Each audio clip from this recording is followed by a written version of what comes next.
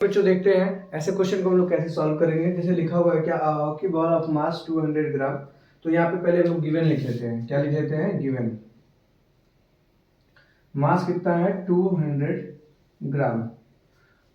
Travelling at 10 metre पर second, है ना। मतलब उसका स्पीड क्या है, हम लोग इस स्पीड को v से रिप्रेजेंट करते हैं और लिख लें क्या, 10 मीटर पर सेकेंड।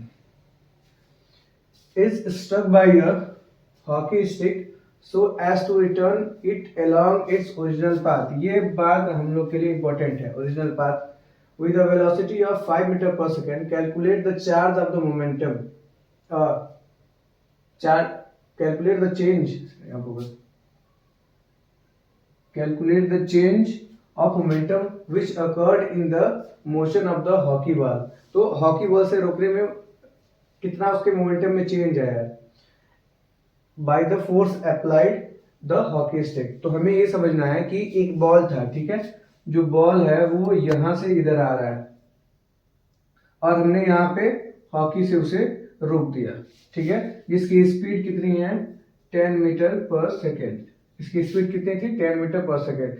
ये आ रही थी, हमने इसे हॉकी से रोक दिया। अब इसे रोक दिया और इसकी वेट कितनी थी? 200 ग्राम। तो इसे हम लोग अगर चेंज कर ले किलोग्राम में तो इसे 1000 से हम लोग डिवाइड कर देंगे। 2 जीरो से 2 जीरो गया और 2/10 को हम लोग क्या लिख सकते हैं? 0.2 kg। तो ये इसकी मास हो गया, ठीक है। अब इसको रोक दिया और फिर यहाँ पे क्या कर रहा है? Return it along its original path. तो फिर ओरिजिनल पाथ मतलब ये आया और इसी हॉकी से फिर हम लोगों ने इसको इधर ही इसी के ओरिजिनल पाथ पे ही भेज दिया। तो यहाँ पे क्या हो गया? डायरेक्शन चेंज हो गया, इसका अपोजिट डायरेक्शन हो गया ना। तो यहाँ पे फिर जो वेलोसिटी हुई जब भेजे तो सेकेंड वेलोसिटी v2 जो थी वो कितना हो गया? 5 मीटर पर सेकेंड। वेलोसिटी v2 क्या हो गया? 5 मीटर पर सेकेंड। और इसको हम लोग लिखेंगे कैसे? माइनस से, क्योंकि इसका डायरेक्शन चेंज हो गया है, ठीक। तो अभी क्या बता रहा है कि पूछ रहा है calculate the change of momentum. तो मोमेंटम में चेंज कितना हुआ, ठीक है। तो मोमेंटम में चेंज हम लोग कैसे निकालते हैं? तो चेंज इन मोमेंटम को हम लोग डेल्टा पी लिखते हैं। क्या लिखते हैं? डेल्टा पी, ठीक। इसको हम लोग बोलते हैं चेंज इन मोमेंटम। अब जो इनिशियल वेलोसिटी थी, initial momentum of the ball and final momentum of the ball, ठीक है। तो final momentum of the ball कितना होगा? तो होगा आपका v2